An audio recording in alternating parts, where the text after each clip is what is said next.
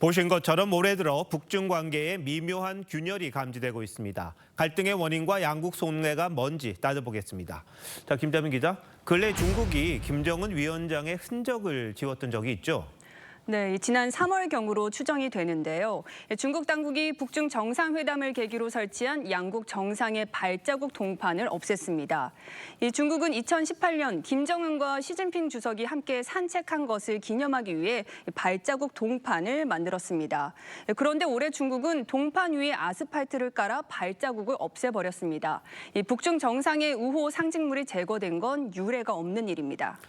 그런데 중국만 달라진 건 아니잖아요. 북한도 중국에 대해서 냉랭해졌다고 그렇게 알고 있거든요. 네, 올해 초 중국과 일본에서 강진이 발생했을 때 북한은 일본에만 기시다 가카로 시작하는 위로 전문을 보냈습니다.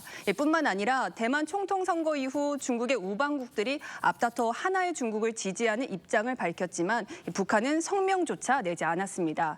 얼마 전엔 조선중앙TV의 해외 송출 위성을 중국에서 러시아로 바꿔버렸습니다.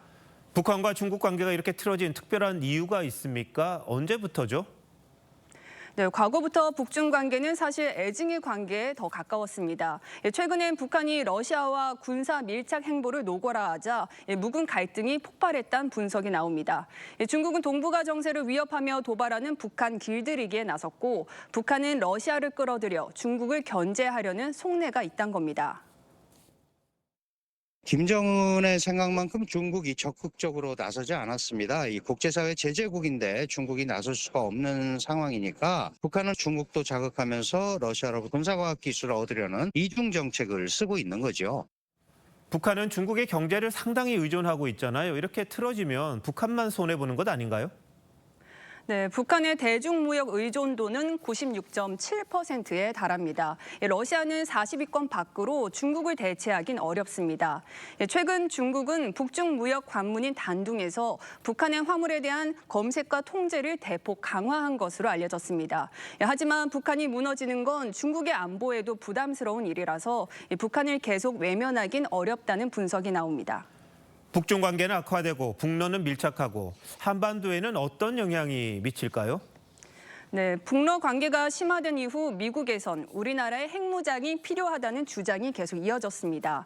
하지만 일각에선 감정적 대응을 자제하고 우리의 외교적 역량을 강화하는 기회로 삼아야 한다는 지적이 나옵니다.